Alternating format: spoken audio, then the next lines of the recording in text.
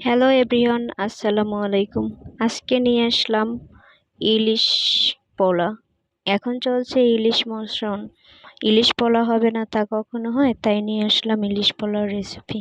ইলিশ পোলা বানানোর জন্য নিয়ে নিলাম 1 কাপ 1 টেবিল চামচ পেঁয়াজ বাটা, টক দই, একটু লেবু রস, দিয়ে দিলাম রসুন বাটা, আদা বাটা, জিরে বাটা, ধনিয়া গুঁড়ো, মরিচের গুঁড়ো, কাঁচামরিচ বাটা আর স্বাদ মতো লবণ দিয়ে ইলিশ মাছগুলো ভালোভাবে মাখিয়ে নেব।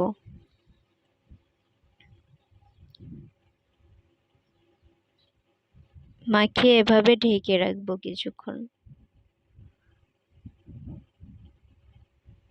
এরপরে চুলায় তেল দিয়ে দিলাম 1 কাপ পেঁয়াজ। পেঁয়াজগুলো একটু ভেজে নিব।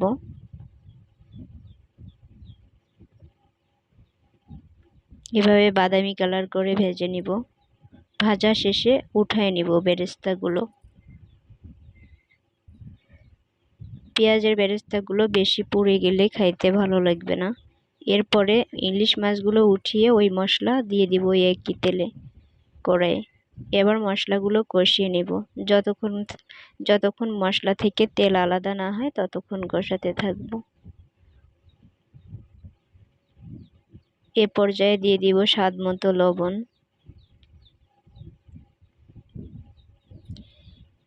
এবার মশলাতে মাখা ইলিশ মাছগুলো দিয়ে দিব। এরপর ঢেকে কিছুক্ষণ রান্না করব। এরপরে পেঁয়াজের বেরেস্তা দিয়ে দিব। আবার ঢেকে দিব। এরপরে নরম হাতে উল্টিয়ে নিব 3-4 মিনিট পরে। এভাবে সাবধানে উল্টাবেন যাতে ভেঙে না যায়। ঢেকে দিয়ে আরো কিছুক্ষণ রান্না করব। 4-5টা কাঁচামরিচও দিয়ে দিবেন যাতে ফ্লেভারটা ভালো আসে। এবার চুলায় তেল দিয়ে দিব। দিয়ে 4টা সাদা এলাচ দিয়ে দিলাম, দারুচিনি দিয়ে দিলাম।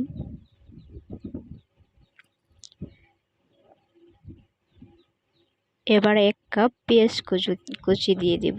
দিয়ে পেঁয়াজটা একটু ভেজে নিব।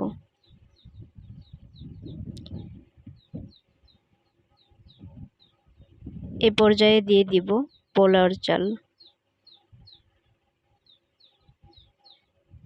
চালগুলো ভেজে নিব যতক্ষণ ঝরঝরা না হয়।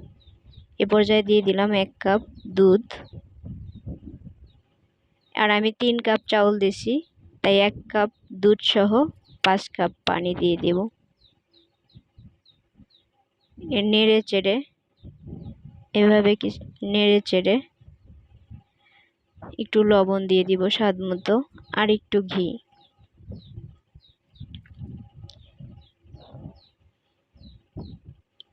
ইলিশ মাছ কষানো মশলাগুলো এর ভিতরে দিয়ে দেব। দিয়ে এভাবে মিশিয়ে কিছুক্ষণ ঢেকে রান্না করব। 5-7 মিনিট পরে আবার একটু নেড়ে চেড়ে দিব। এরকম হয়ে গেলে 95% সেদ্ধ হয়ে গেছে। আমি কিছু পোলাও উঠিয়ে নিচ্ছি। এবার এর ভিতরে সমান করে দিয়ে দিব রান্না করা ইলিশগুলো।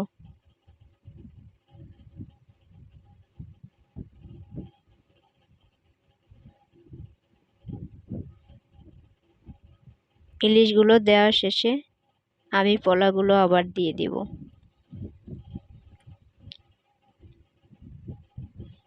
এবার আবার ঢেকে দিয়ে 4-5 মিনিট ভাপাবো।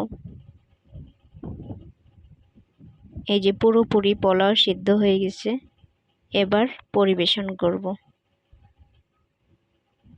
এভাবে নামিয়ে নিয়ে পেঁয়াজের বেরেস্তা দিয়ে দিবেন উপরে, ডেকোরেশন করবেন। আশা করি সবার খেতে অনেক ভালো লাগবে। রান্না করে খেয়ে জানাবেন কেমন লাগছে। আর অবশ্যই যদি আমার রান্না ভালো লাগে আমার চ্যানেলটা সাবস্ক্রাইব করবেন, ভিডিওগুলো শেয়ার করে দেবেন, অন্যরাও যাতে রান্না করতে পারে।